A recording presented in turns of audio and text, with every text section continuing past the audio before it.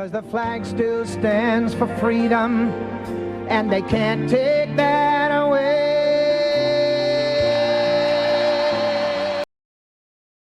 Part 2. How to end radical supermajority in California.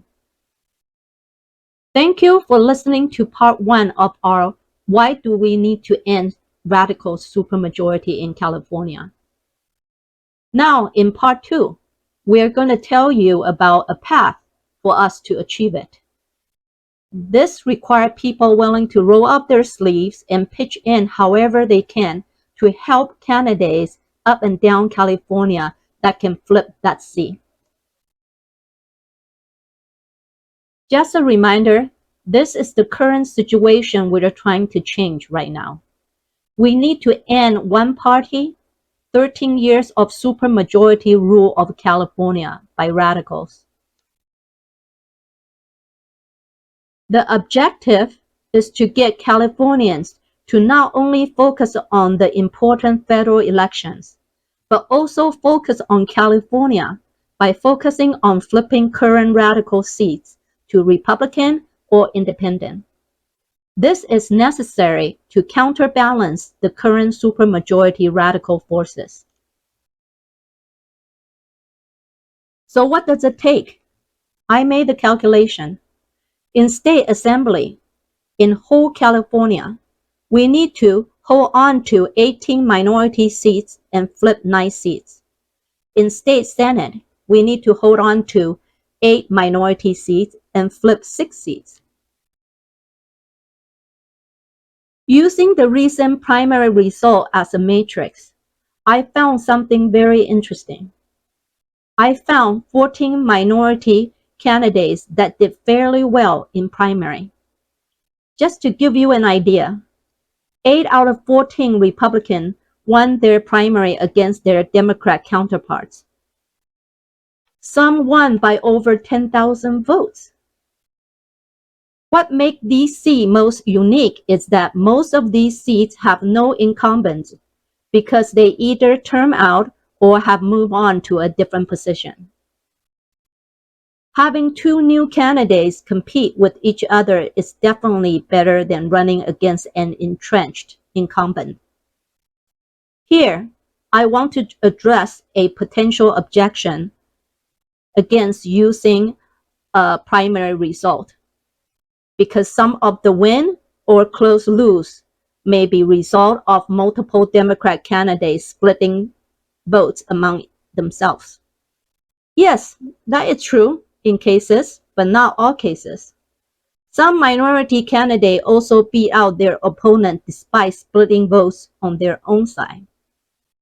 The point I want to make is that nothing is going to be easy. Consider how much more money Democrat candidates have against Republican or Independent candidates.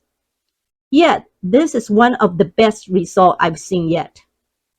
Frankly, it surprised me and gave me a lot of hope.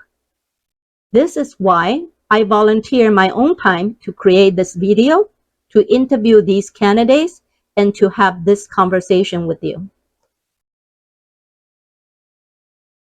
So these are the 14 candidates that I found and their primary results. I found 10 candidates did well in Southern California, which are highlighted in yellow, and 4 in Northern California.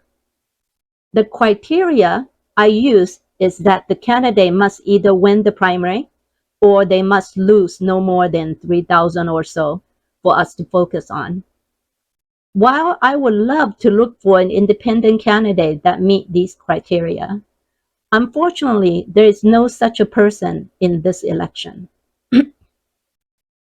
With the objective of counterbalancing what we have right now, we must support Republican candidates in this election. Remember, we need 9 and we got 14 to work with.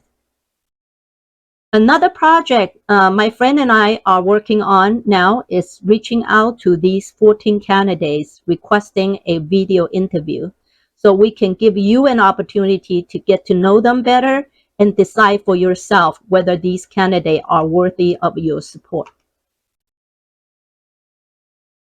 The interview with California Assembly District 44 candidate Tony Rodriguez is complete and is getting great responses. You can find it on HappyGoose, YouTube, and Rumble channels listed at the end of this video. Now let's take a look at our primary result in the state Senate races. I found 4 state Senate candidates all won their primary against their Democrat opponents. 2 in Southern California and 2 in Northern California. Honestly, I expect that they might get in as second. I never expect they would beat them outright. Splitting vote or no splitting votes. This result is again encouraging. Since only half of the state Senate seats are up for running in 2024, we will not have the opportunity to end their supermajority in Senate. But if we can take 4 seats away from the radicals, it goes a long way for us to get there in 2026. Again, for various reasons, it won't be easy, but it is very doable if we band together and support them.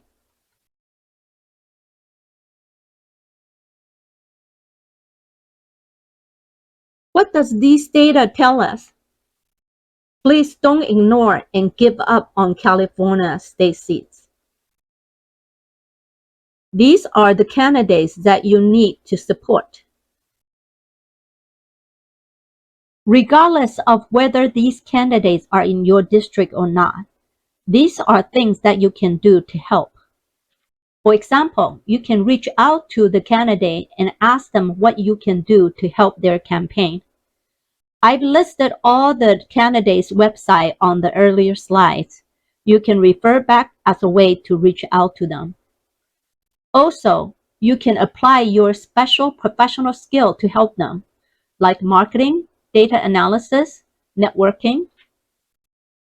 And for all of them, would be very grateful that if you can donate to these candidates that have a good chance to flip a seat. If they are not in your area, that's no problem. You can offer to make phone calls on their behalf to their voters. If you are too shy to make a call, no problem. You can offer to send texts on their behalf to their voters. And if you happen to be in their area, wonderful. Please offer to volunteer to door knock for them.